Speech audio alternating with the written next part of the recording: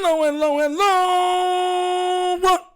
You are tuning into the episode of The Wunderkind Show. Today's second topic, the Raven flock is broke. John Harbaugh. Look. Guys, sorry for the voice. I'll get it back in the morning. John Harbaugh has been the epitome of a politician in regards to coaches in sports. The epitome. The gold standard.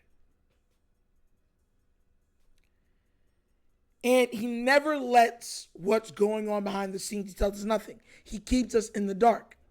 He's proud of it, actually, of keeping fans and media and other teams in the dark on everything. Even on things that you would say, bro, that makes no sense, not to let us know.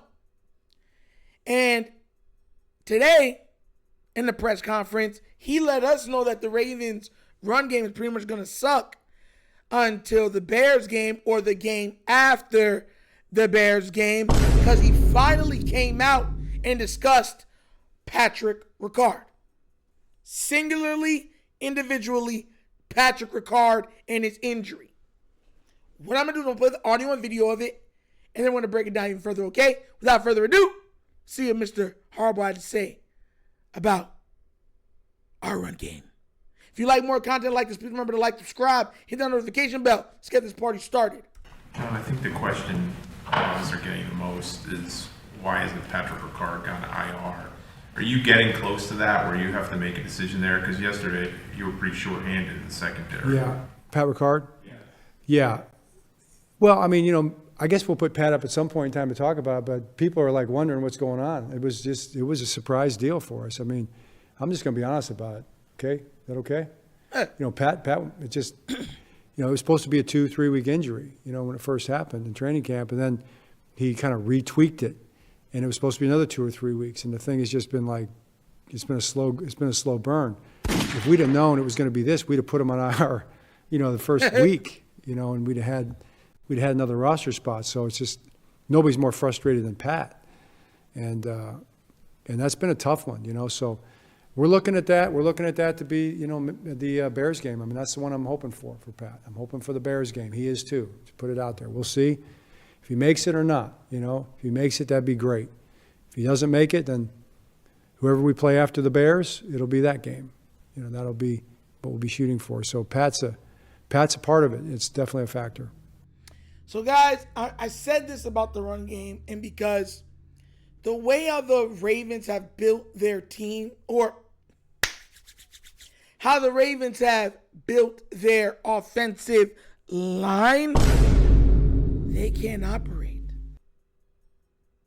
at least well, at high quality, unless Patrick Ricard is on the field as an additional blocker and pass pro, meaning 6 linemen, or an additional blocker and run pro that could, destroy smaller being, just now he's 300 plus pounds, running full speed like he's a running back.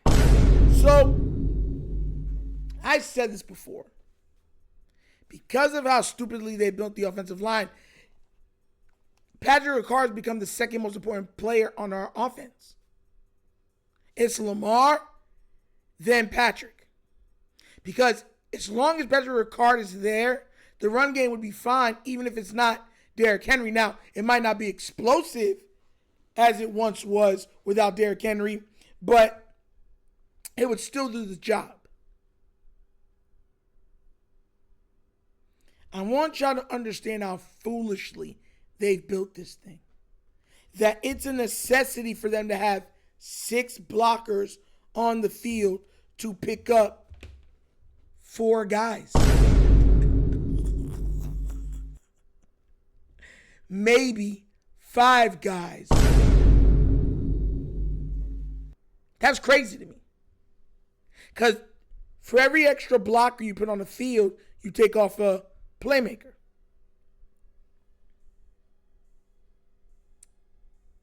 And you usually have, with Patrick Ricard, a running back on the field. So it's always a 2 running back you know what I'm saying, committee because he's a fullback. So you have a two-back system every time he's on the field, which is taken away from one of your other playmakers.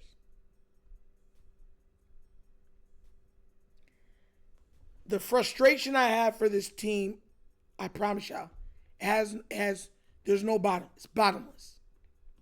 Because I'm having people now hitting me up and being like, yo, Nitro, bro, I can't believe, yo, bro, you called it, man. You've been, from the time I've watched you, you've been saying this. And now everything's coming to happen. I'm just sitting there like, how could a YouTuber see this, but the team couldn't see this? And that's, I'm so frustrated. And shout out to Coach, watching his breakdowns and certain stuff like that from Sit the Tally Films. And going over some of the stuff, I'm just like, it's the most asinine thing I ever seen.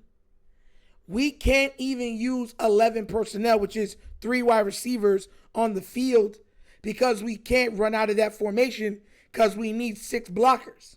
Now you would say, well, what about the tight end?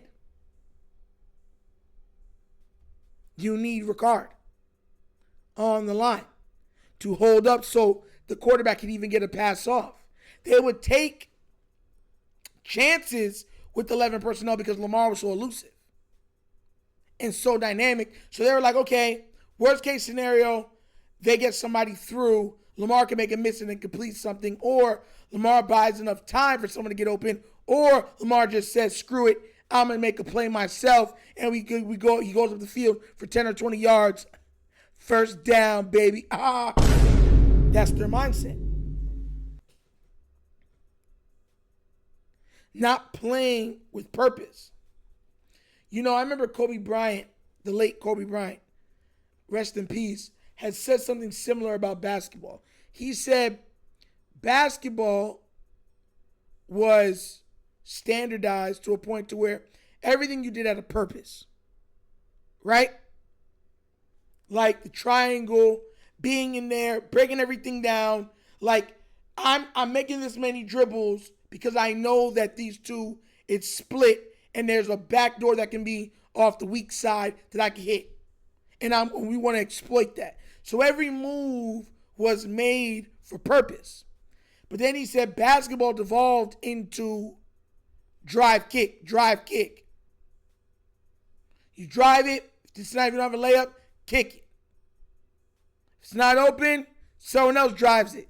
And then they kick it. And it became chaos basketball. That's how they built this team. The sad part is, unless Patrick Ricard comes back, we're not going to see a resemblance of the run game that we're used to seeing on this team. But mark my words, if Lamar and Patrick Ricard come back, the run game is going to look like it never missed a beat. 1 or 2 or 3 of the first plays, Derrick Henry's going to hit his head on the goalpost. And y'all going to be like, I'm going to be like, you see? It's nasty work. But that's how they constructed this team. And Harbaugh, we broke him mentally so hard that he had decided to admit to it. He couldn't even make it a secret no more. He's like, look, man, I'm tired of y'all bothering me about it. I got so much other stuff to worry about. I'm just going to be honest with you guys. Can I be honest? No dip. Of course you can be honest. And blurted it out. He gave everything. He gave what happened, what they thought. Only thing he didn't give was the diagnosis. Oh! See what happens when you boo the coach? See what happens when you apply some pressure? Sometimes you might get a little change. Next up, Falele. Like, what would you say if Falele, they get him off the line and they put Cleveland in there and all of a sudden the line looks 100% better? Would be funny, right? But we'll see what happens. I'm just saying, like, we officially broke Harbaugh. Hopefully we can continue to break him because we're not going to get rid of him yet to where we can make some changes. Needed changes. But the run game's not going to be good till the Bears or the game after we face the Bears. Which, I mean, if we go on a win streak, we can still win 11 or 10 games.